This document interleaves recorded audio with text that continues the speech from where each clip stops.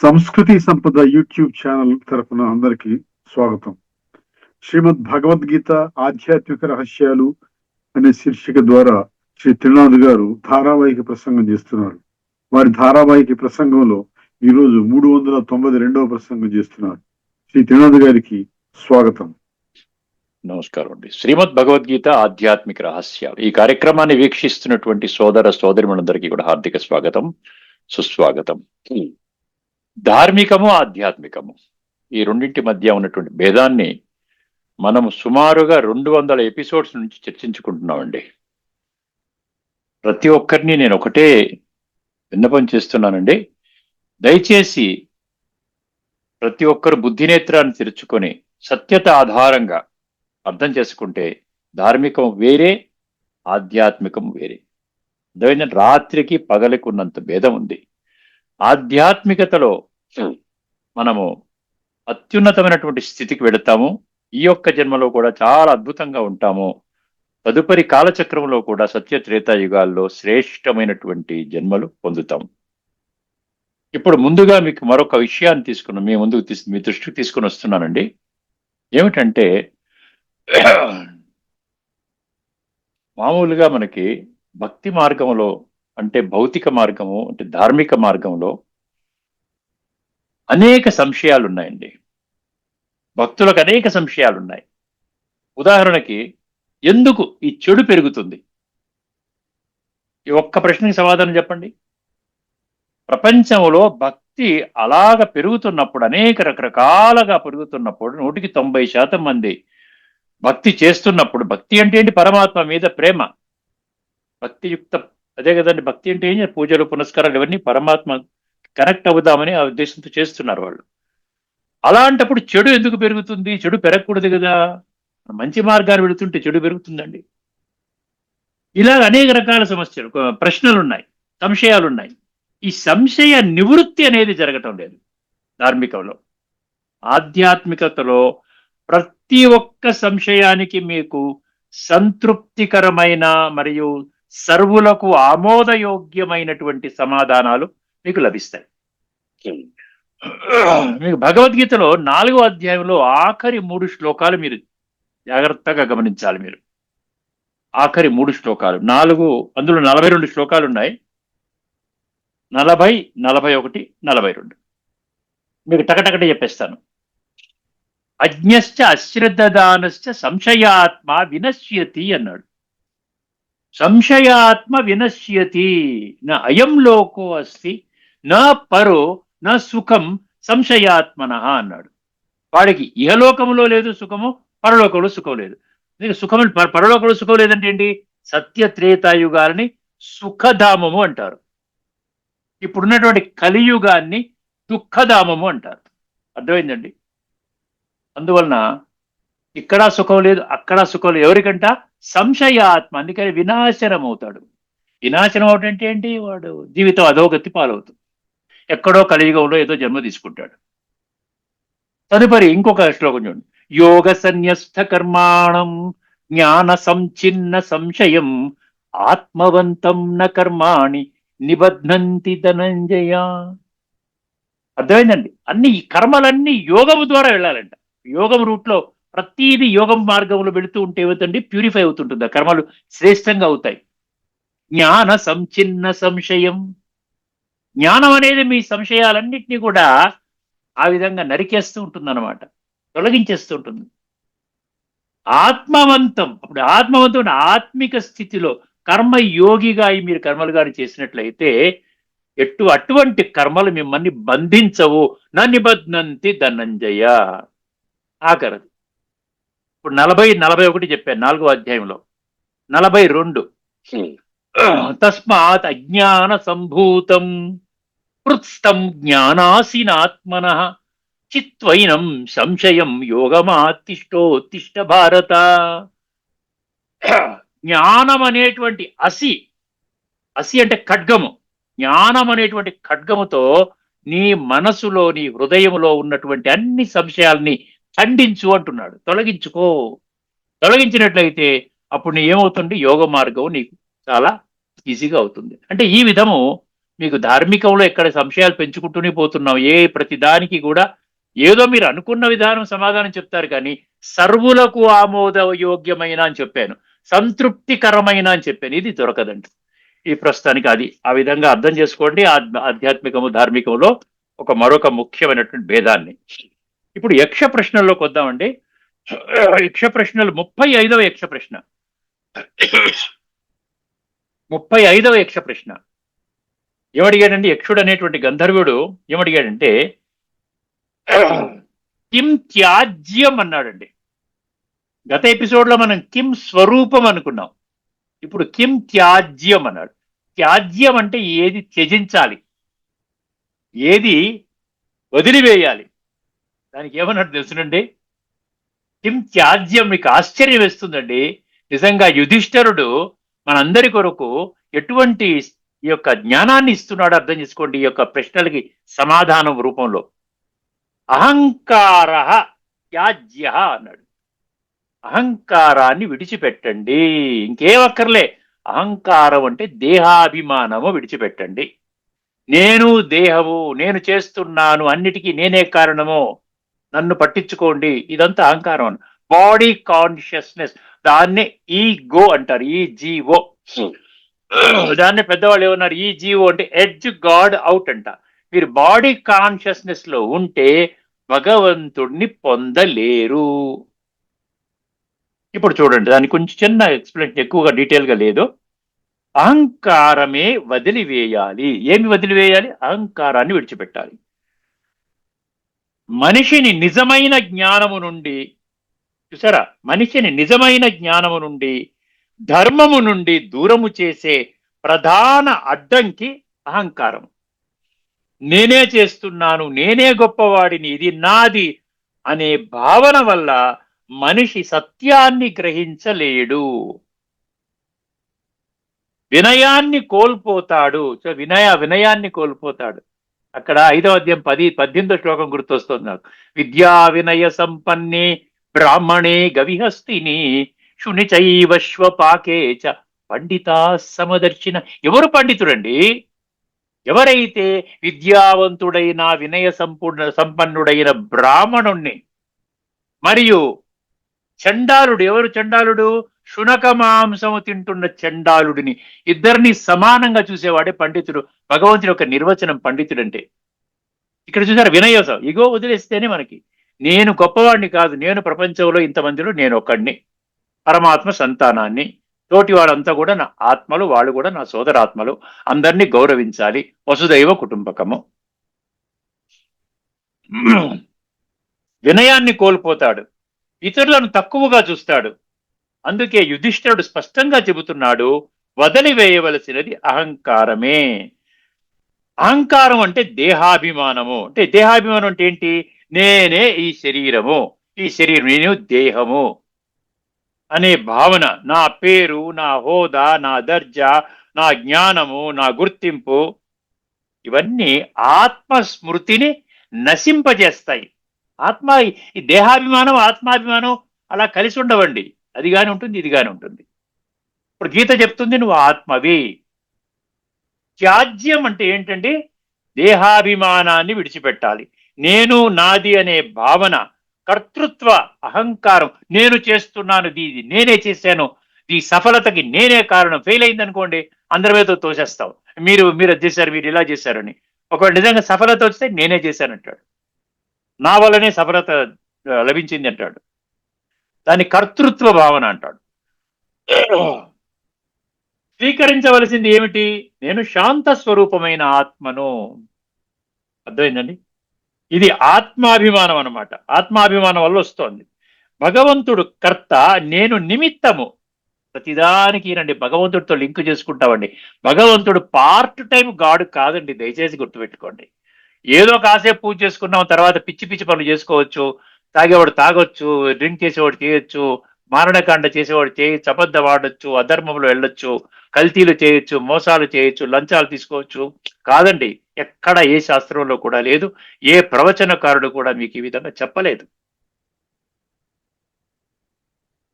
భగవంతుడు కర్త, నేను నిమిత్తము అనే భావన. గీతలో అహంకార విమూఢాత్మ కర్త అహం ఇది మన్యతే అంటాడు. అంటే నేనే చేస్తున్నాను. అది 3వ అధ్యాయం 27 రాసుకోండి. అది అహంకారం దృష్టి అది ఎగ్జాంపుల్ ఇవ్వటం జరిగింది. అదేవిధంగా అహంకారంతో మోహపడిన వాడు నేనే కర్తను అనుకుంటాడు. ఇంకొక శ్లోకం చెప్పాడు 1866లో, ప్రతీది భగవంతుడికి అర్పణ చేసేసి సర్వధర్మాన్ పరిత్యజ్య మామేకం శరణం వ్రజ. అదే 1866 మన ఫేమస్ శ్లోకము. అంత భగవంతు ఈశ్వరార్పణం. అందుకని ఆఖరిగా ఒక్క లైన్ సారాంశం ఏమిచ్చాడు?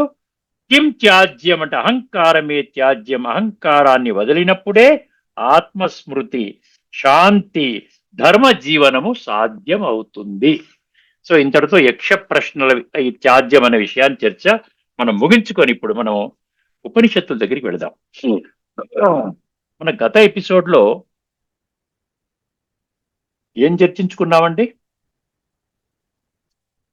గత ఎపిసోడ్ లో చర్చించుకున్న దానికి మనము అర్థం చేయవాలి. ఏం చెప్తున్నాడు అక్కడ? గత ఎపిసోడ్ లో మనము ఏ విషయాన్ని చర్చించుకున్నాము?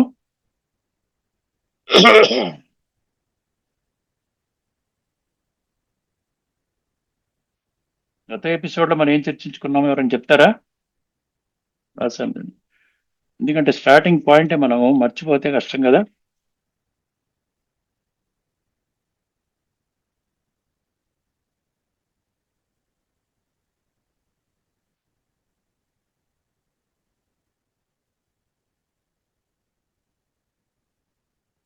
ప్రశ్న గత ఎపిసోడ్ లో నేను ఇది చెప్పాను కదా. ఏం చెప్పాను? గీత గురించి చెప్పాను కదా. అది అంటే గుర్తు రావట్లేదు. దానికి అన్వయించుకొని నేను మీకు ఇప్పుడు ఇది చెప్తున్నాను అనమాట. 3వ అధ్యాయంలో 32వ శ్లోకం అండి. ఇది చాలా ముఖ్యం. అంటే ఇక్కడ శ్రీమతం గురించి మనం చెప్పుకున్నాం. అర్థమైందండి? శ్రీమతం గురించి. ఎప్పుడైతే శ్రీమతాన్ని మనము ఆచరించమో, ఏ త్వేతదభ్యసూయంతో నాను తిష్టంతి మేమతం సర్వజ్ఞాన విమూఢాత్మ. ఆ యొక్క పదాన్ని నేను మర్చిపోయాను. సర్వజ్ఞాన విమూఢ. ఇది ఇంపార్టెంట్. అంటే ఎందుకు చెప్పాడు అక్కడ? ఎందుకంటే చాలా ముఖ్యం అన్నమాట. సర్వజ్ఞానం అంటే అన్నీ తెలుసు మీకు. ప్రపంచంలో ఉన్నటువంటి ఈ సర్వశాస్త్రాలు, వివిధ ధర్మాలకు చెందినటువంటి సర్వశాస్త్రాలు కూడా మీ గుప్పిట్లో ఉన్నాయి. అయినా విమూఢ అన్నాడు. విమూఢ అంటే నీవు అజ్ఞానివి. అదేంటంటే ఎంత విచిత్రంగా ఉంది కదా. అన్ని శాస్త్రాలు నాకు తెలుసు, అయినా నేను అజ్ఞానిని. భగవంతుడు ఎంత చక్కగా చెప్తున్నాడు. ఒక్క వాక్యం. దాన్ని చాలా తీక్షణంగా తీసుకోవాలి, తీవ్రంగా తీసుకోవాలి. ఇప్పుడు దాన్ని కంటిన్యూషన్ మీకు నేను ఒక అద్భుతమైనటువంటి ఉపనిషత్తులో మంత్రాన్ని చెప్పబోతున్నానండి. అందుకనే మీకు అది ఆ పదంతో చెప్తేనే మీకు అర్థమవుతుందని నేను ఆగాను. ఇది ముండక ఉపనిషత్తు. రాసుకునే వాళ్ళు రాసుకోవచ్చండి. ముండక ఉపనిషత్తులో 1:1:4 మరియు 1:1:5, 1:1:6 ఈ 3 మంత్రాలు చాలా ఈజీగా మీకు అర్థమయ్యేలాగా చెప్పబోతున్నానండి. ముండక ఉపనిషత్తు 1:1:4. ముందుగా ఆ శ్లోకాన్ని, చాలా చిన్న శ్లోకం అన్నమాట. 2 పంక్తులు ఉన్నటువంటి శ్లోకము. చాలా ఈజీగా కూడా మీకు అర్థమవుతుంది. ద్వే విద్యే వేదితవ్యే ద్వే విద్యే వేదితవ్యే ఇతి అస్మ యద్ బ్రహ్మవిదో వదంతి పరాచైవ పరాచ. పరాచైవ పరాచ. అది చాలా ముఖ్యం. ఒకసారి మీకు అర్థం చేయిస్తాను. ద్వే అంటే ఏంటండి? ద్వే విద్యే అంటే 2 విద్యలు ఉన్నాయంటండి. ప్రపంచంలో 2 విద్యలు ఉన్నాయి. చాలా ఈజీగా అర్థమవుతుంది మీకు. ఉపనిషత్తులు అంటే చాలా కఠినం అనుకుంటాం, కానీ చాలా ఈజీ. ఎప్పుడు ఈజీగా ఉంటుందంటే మీరు శ్రీమద్ భగవద్గీతలోని లోతైన ఆధ్యాత్మిక రహస్యాలు తెలుసుకున్నారు కాబట్టి మీకు ఈజీ అవుతుంది. ఇది తెలుసుకోకపోతే మన అది కూడా కఠినమే. కేవలం పఠన, పారాయణ, శ్రవణ, ప్రచార ప్రసారానికి వినియోగిస్తాం, కానీ మనం అర్థం చేసుకునే ప్రయత్నం చెయ్యము. అర్థమైందండి? ఒక్కసారి జాగ్రత్తగా గమనించండి. చాలా ముఖ్యమైనటువంటి విషయం అన్నమాట. ఈ ఒక్క మంత్రాన్ని మీరు చాలా జాగ్రత్తగా అర్థం చేసుకొని దాన్ని మీరు క్లియర్గా మీ బుద్ధితోని అంగీకరించారంటే మీ జీవితం మారిపోతుంది. ద్వే విద్య అంటే 2 రకాల విద్యలు. తెలుసుకోవాల్సిన విద్యలు 2 ఉన్నాయి. వేదితవ్యే. వేదితవ్య అంటే ఏంటి? తెలుసుకోవాల్సినవి. చాలా ఈజీ అండి. వేదితవ్యే. వేదాలు అంటే తెలుసుకోవాల్సింది కదా. వేదితవ్యే తెలుసుకోవాల్సినవి. ద్వే విద్య అంటే రెండు ఉన్నాయి. ఇతి హస్మ, ఇతి హస్మ అంటే అలా అంటారన్నమాట. ఆ విధంగా పెద్దలు చెప్పారు. యద్ బ్రహ్మ విదో వదంతి, ఎవరు చెప్పారంట? బ్రహ్మ విధులు, బ్రహ్మజ్ఞానులు. బ్రహ్మజ్ఞానులు అంటే ఆత్మజ్ఞానము, పరమాత్మ జ్ఞానము, సృష్టి చక్ర జ్ఞానము మరియు కర్మల గుహ్యగతి ఉన్నటువంటి జ్ఞానం, ఆధ్యాత్మికంగా సంపూర్ణంగా జ్ఞానము పొందినటువంటి వాళ్ళు చెప్పారంట. రెండు రెండు విద్యలు ఉన్నాయని చెప్పారంట. ఈ బ్రహ్మ విద్య, బ్రహ్మజ్ఞానులు అంటే ఎవరు? ఆధ్యాత్మిక కోణములో శ్రీమద్ భగవద్గీతని అర్థం చేసుకున్నటువంటి వాళ్ళు. ప్రతిదానికి మీకు క్లారిటీ ఇస్తున్నాను నేను. అందుకని ఏం చెప్పాడు వాడు? ఏం చెప్పారంటే రెండు విద్యలు ఏంటంట? పరా చైవా పరాచ. పరా పరా విద్య, అపరా విద్య. పరా చ అపరా విద్య, పరా చ ఏవ అపరా విద్య. అది అలాగా. పరా చైవా పరా విద్య అంటే అదనమాట. పరా విద్య, అపరా విద్య. ఒక్కసారి తెలుసుకోండి. పరా విద్య, అపరా విద్య గురించి మీకు ఒకసారి వచ్చి ఉంటుంది కదా. ఒక్కసారి మిమ్మల్ని దీని యొక్క అర్థం చెప్పి ముందుకెళ్తాను. తెలుసుకోవాల్సిన విద్యలు రెండు ఉన్నాయి అని బ్రహ్మజ్ఞానులు చెబుతారు. ఒకటి పరావిద్య, మరొకటి అపరావిద్య. ఇది మానవ చరిత్రలో అత్యంత విప్లవాత్మక ఆధ్యాత్మిక ప్రకటన. నేను మళ్ళీ చదువుతున్నాను. ఇది మానవ చరిత్రలో అంట అత్యంత విప్లవాత్మక ఆధ్యాత్మిక ప్రకటన. ప్రపంచంలో రెండే రెండు విద్యలు ఉన్నాయి, గుర్తుపెట్టుకోండి. పరావిద్య, అపరావిద్య. ఇప్పుడు మీకు ఎక్కడ తీసుకుని వెళ్తున్నానంటే 7వ అధ్యాయంలోని 4వ శ్లోకము, 5వ శ్లోకము. అక్కడ పర అపర. ఎందుకంటే బ్రహ్మజ్ఞానులు చెప్పారు కదా. బ్రహ్మజ్ఞానులు దేని ఆధారంగా చెప్పారు? భగవద్గీతలోని లోతైన తత్వం తెలుసుకున్న వాళ్ళు చెప్పారు. భగవంతుడు చెప్పాడు. ఏ శ్లోకంలో చెప్పారు? ఒక్కసారి వినండి. మీకు 2 శ్లోకాలు మీ ముందు ఉంచబోతున్నాను. సారీ, 2 శ్లోకాలు మీ ముందు ఉంచబోతున్నాను. భూమిరాపో అనలో వాయు ఖమ్మనో బుద్ధిరేవచ అహంకారమితీయం మే భిన్నా ప్రకృతి అష్టదా అపరేయమితస్త్వన్యాం ప్రకృతిం విద్ధి మే పరాం. 7వ అధ్యాయం 4, 5 రాసుకునేవాడు రాసుకోండి, దయచేసి రాసుకోండి. ఎందుకంటే రాసుకుంటే ఏమవుతుందంటే మీకు అది కొంచెం తర్వాత మన రిఫరెన్స్ పనికొస్తుంది. అపరేయమితస్త్వన్యాం ప్రకృతిం విద్ధి మే పరాం. అర్థమైన తర్వాత జీవభూతాం మహాబాహో ఏదం ధార్యతే జగత్ అపరేయమితస్త్వన్యాం ప్రకృతిం విద్ధి మే పరాం. జీవభూతాం మహాబాహో ఏదం ధార్యతే జగత్. ఒక్కసారి దీంట్లో ఇచ్చినటువంటి అర్థాన్ని చదివేస్తాను, ఎందుకంటే ఇవన్నీ డిస్కషన్ చాలా టైం పడుతుంది. మళ్ళీ ఇదివరకే మనం చెప్పుకున్నాం, ఇది ఇంకొక దృష్టికోణంలో చెప్పుకున్నాం. ఓ మహాబాహు, భూమి, నీరు, అగ్ని, వాయువు, ఆకాశము పంచతత్వాలు, మనసు, బుద్ధి, అహంకారం, దాని సంస్కారాలు కింద తీసుకోండి. ఇది నా ప్రకృతి 8 విధములుగా కలదు. 8 భేదములు గల ఈ ప్రకృతిని అపరా లేక జడ ప్రకృతి అని అందరు. చాలా జాగ్రత్తగా వినండి. ఇక్కడ అపరా అనే పదం వచ్చింది. అపరా అంటే స్థూల, అపరా అంటే ఫిజికల్, అపరా అంటే 2 కళ్ళతో చూసేది. జడ అన్నాడు, ఒకటే సింపుల్, జడ ప్రకృతి. ఇది కాక ఈ సంపూర్ణ జగత్తును ధరించునట్టి మరి ఒక ప్రకృతి కలదు. అది ఏ నా జీవరూప పరా ప్రకృతి లేక చేతన ప్రకృతి అని తెలుసుకొనుము. ఒకటి చేతన ప్రకృతి, రెండవది జడ ప్రకృతి. అర్థమైంది? ఇప్పుడు ఇక్కడ కూడా ఉపనిషత్తుల్లో ఈ ముండక ఉపనిషత్తులు 1:1-4లో ఈ 2 విద్యలు అన్నాడు చూసారు. ఆ ప్రపంచంలో 2 విద్యలు భగవద్గీతలో 7, 4, 5లో ఉంది. ఇక్కడ ఉపనిషత్తుల్లో ఇందులో చూపించాడు. ఇప్పుడు వినండి, చాలా ఈజీగా అర్థమవుద్ది మీకు. ఇది మానవ చరిత్రలో అత్యంత విప్లవాత్మక ఆధ్యాత్మిక ప్రకటన అన్నాడు. సాంప్రదాయ దృష్టికోణంలో అపరావిద్య అంటే ఏం చెప్పాడు? అపరావిద్య అంటే ఏంటంట? మీకు ఆశ్చర్యం వేస్తుంది.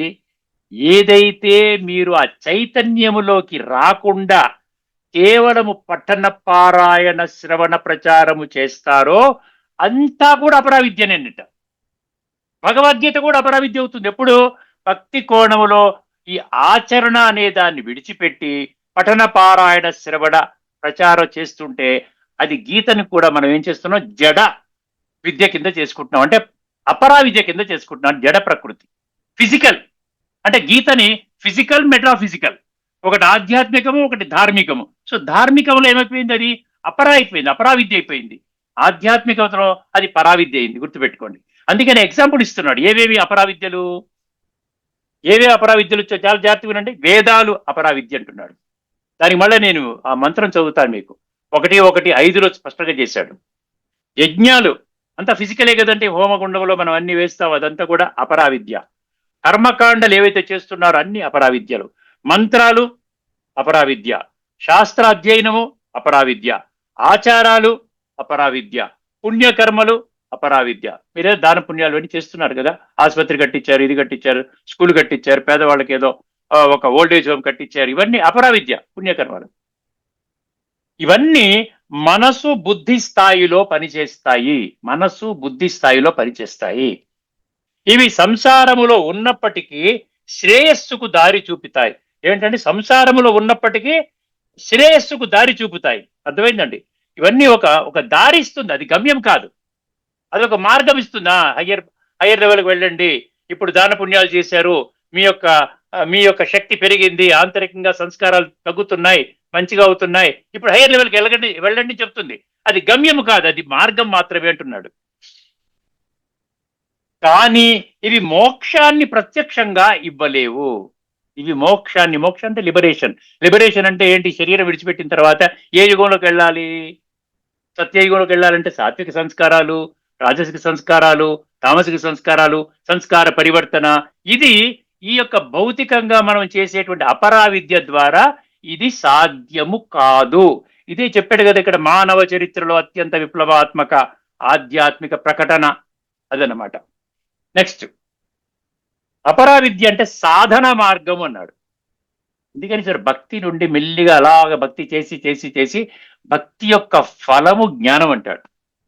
అప్పుడు అర్థమవుతుంది అన్నమాట. భక్తి అయిపోయిన తర్వాత జ్ఞానం అనేది హయ్యర్ లెవెల్కి వెళ్తాడు. అక్కడి నుంచి వైరాగ్యం, తర్వాత మోక్షము.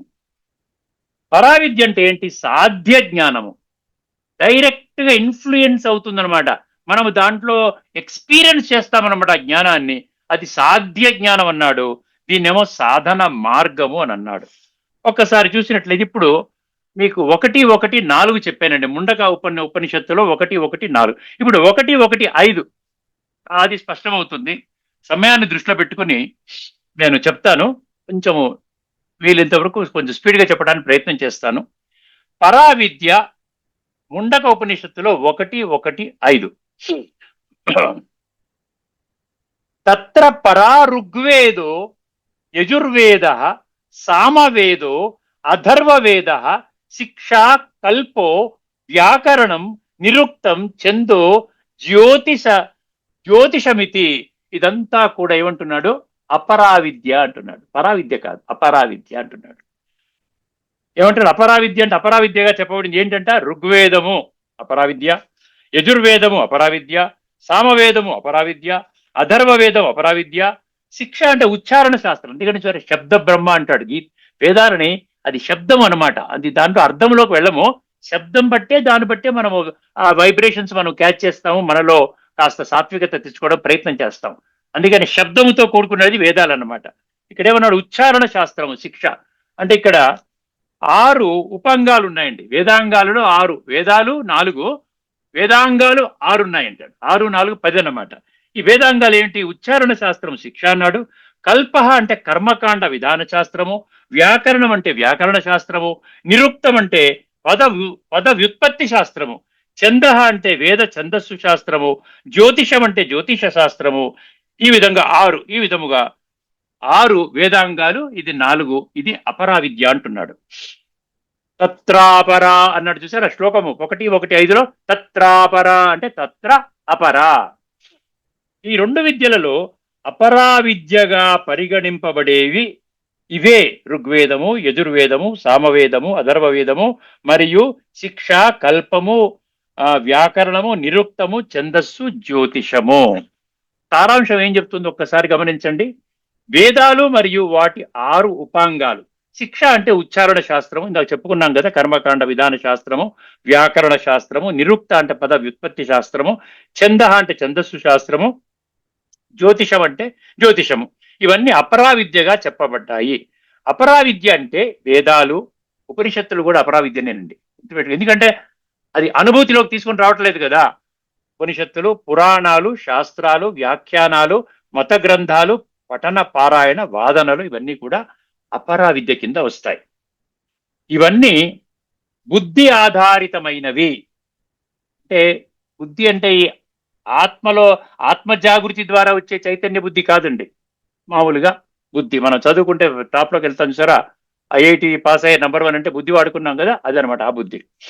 బుద్ధి ఆధారితమైనవి శ్రవణ మనన స్థాయిలోనే ఉంటాయి. శ్రవణ మనన స్థాయిలోనే ఉంటాయి. ఆత్మను తెలుసుకునే దిశలో సూచన మాత్రమే, ఒక సూచన వస్తుంది మీకు, దాన్ని మనం క్యాచ్ చేసామా నెక్స్ట్ లెవెల్కి వెళ్ళిపోతాం. అందుకే ముండకమే చెబుతుంది. ముండకమే అంటే ఈ ముండక ఉపనిషత్తు అనమాట. వేదాలు కూడా అపరా విద్యే. తర్వాత ఏం మంత్రం చెప్పింది? 1.1.6 చెబుతుందంట. ఏం చెబుతుందంట? యయా తత్ అక్షరం అధిగమ్యతే, యథా యయా తదక్షరం అధిగమ్యతే, దాని వలన అక్షర బ్రహ్మాన్ని తెలుసుకుంటారు. గీతలోని 8వ అధ్యాయం ఏంటండి? అక్షర పరబ్రహ్మ యోగము. అక్షర బ్రహ్మ అంటే ఏంటి? భగవంతుడు అనమాట. భగవంతుని పొందాలి అంటే ఏం చెప్తున్నాడు? మీరు అపరా నుంచి పరాలోకి రావాలి అంటే బ్రహ్మ సాక్షాత్కారము, ఆత్మ పరమాత్మ కలయిక, అవిద్య నాశనము, మోక్షము, ఇవన్నీ మనకి లభిస్తాయి పరావిద్య ద్వారా. సో అపరావిద్య పరావిద్యకు సిద్ధం చేస్తుంది. అపరావిద్యను మనం క్రిటిసైజ్ చేయకూడదండి, అదొక మెట్టు. ఇప్పుడు వేదాలు తప్ప అవన్నీ చేయకూడదు తప్ప అది కాదు. వేదాలు అదొక మెట్టు అన్నమాట. నెక్స్ట్ స్టెప్ ఏంటి? పరావిద్య. పరావిద్య అంటే డైరెక్ట్ పరమాత్మ యొక్క సాక్షాత్కారం అనండి. ఆత్మ యొక్క సాక్షాత్కారం, పరమాత్మతో కలయిక, రాజయోగ విద్య, అదేవిధంగా సంస్కార పరివర్తన, మోక్ష సాధన, ఆ విధంగా సత్యత్రేతాయుగాల్లో దివ్య జన్మల ప్రాప్తి, ఇదంతా దానికి. పరావిద్య ఏముంటుంది? జనన మరణ బంధాన్ని తొలగిస్తుంది. జనన మరణ బంధం అంటే ఏంటి? సత్యత్రేతాయుగాల్లో ఉండదు కదా, అక్కడికి తీసుకుని వెళ్తుందంట. పరావిద్యకు సిద్ధం చేస్తోంది. తర్వాత జ్ఞానము 2 కాదు చూసారా, దారులు 2. పరావిద్య అదొక జ్ఞానము, ఇదొక జ్ఞానము. జ్ఞానము 2 కాదు, అది కేవలం ఏంటంటే దారులు 2. ఒకటి మానవ నిర్మిత జ్ఞానము, ఒకటి మానవ నిర్మిత జ్ఞానము, మరొకటి దేవుని ప్రత్యక్ష జ్ఞానము. అయిపోతుందండి, ఇంకొంచెం ఒక 5 minutesలో అయిపోతుంది.